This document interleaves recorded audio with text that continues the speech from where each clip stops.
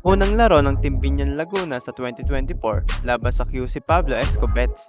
Nagpakitang gilas si Poypoy, lumipad na naman sa 4th quarter. KG Canaleta, Mark Pingiris at JJ Helterbrand kasama na agad sa first 5 ng team. Perfect game pa nga rin ang nilalaro ng Binyan Laguna na may kargadang 7-0 sa pangunguna ng coach nila na si Boyet Fernandez. First quarter, unang basket agad ng Binyan Laguna. Court-to-court drive ni Peña Redondo galing sa pasa ni KG Canaleta. Mark Ingris ng mama na agad, sinusukat ang lakas sa poste ni Apreco. Inabot nga lang ng foul, mitis nga ang dalawang free throw nito. Apreco binawian nga agad si Mark Ingris sa ilalim. Pagtapos ng dalawang minutes, KG Canaleta nakuha na rin ang kanyang unang puntos sa laban na ito. Kumanan na rin si Carlo Lastimosa ng kanyang puntos, 24-20. 5 seconds na lang ang natitirang oras sa first quarter. KG Canaleta nakahirit pa ng 3-point shot buzzer beater. Tumaas nga sa 7 ang kalamangan ng Binyan Laguna, 27-20. Sa second quarter nga, ay 6-0 run agad ang ginawa ng Binyan Laguna. Naging 13 nga ang kanilang kalamangan.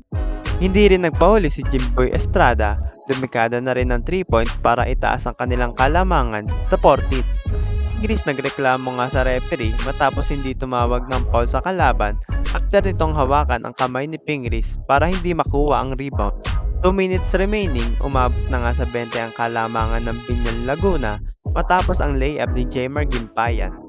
1 minute remaining, binuhat na nga ni Estrada ang opensa ng Binyan Laguna matapos ang kanyang back-to-back basket. Nagpakita pa nga ito ng hustle matapos i-follow up ang mintes ng kanyang kakampi.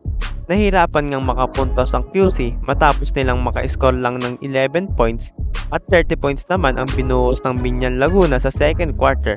Lumobo na nga ang lamang sa 23 matapos ang basket ni Mark Pingris. Natapos nga ang second quarter sa score na 54-31. Nakakuha na nga ng momentum ang Binyan Laguna. Pagbukas nga ng third quarter, back-to-back 3 points agad ang binato ng Binyan Laguna para itaas ang kanilang kalamangan. 7 minutes remaining, hindi pa pala tapos ang back-to-back 3 ng Binyan. JJ Helterbrand kumanaan ng kanyang unang puntos sa laban na ito. Pagtapos ni JJ Helterbrand, nangalabaw naman si Pingris sa ilalim.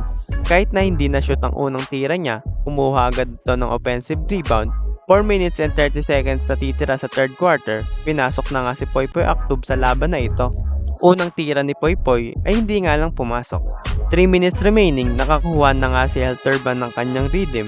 Pinasok na ang pangalawang tres, 71-45 ang score. 26 na nga ang lamang ng Binyan. Sinundan naman ito ng panglimang tres ni Canaleta. Matapos ang third quarter, masatambakan pa ng Binyan Laguna ang QC sa score na 76-46. Pagdating sa fourth quarter, tinakbuhan naman ni Poypoy Actub ang kalaban. Magandang pasa ni Lastimosa. Nakaunang puntos na rin si Poypoy Actub matapos ang kanyang layup na ito. 6 minutes remaining, nagpakita nga ng athleticism si Poypoy matapos lumipad at hindi na nga nasabayan ito ng mga kalaban. Sa susunod na play, magandang pasa nga ni Poypoy Actub sa corner para sa tres ni Chan. Gimpayan dinagdagan pa nga ang lamang matapos ang kanyang reverse layup. 1 minute remaining, sinubukan nga ni Poypoy ang isolation play, kaso naging masama nga ang possession na ito matapos niyang ma-airball ang kanyang tira. Last seconds ng game, kinatawan nga ni Poypoy ang kalaban. Talsik malala ang nangyari, pinuwersa pa para sa kanyang pang-6 na puntos. Natapos nga ang game sa score na 92-54. Tinambakan nga ng malala ng Binyan Laguna ang QC. Best player nga si KG Canaleta na may score na 15 points, 5/8 nga sa 3 points. 8-0 na nga ang win-loss record ng Binyan Laguna at mananatiling walang talo at nasa taas ng standing ng Pilipinas Super League.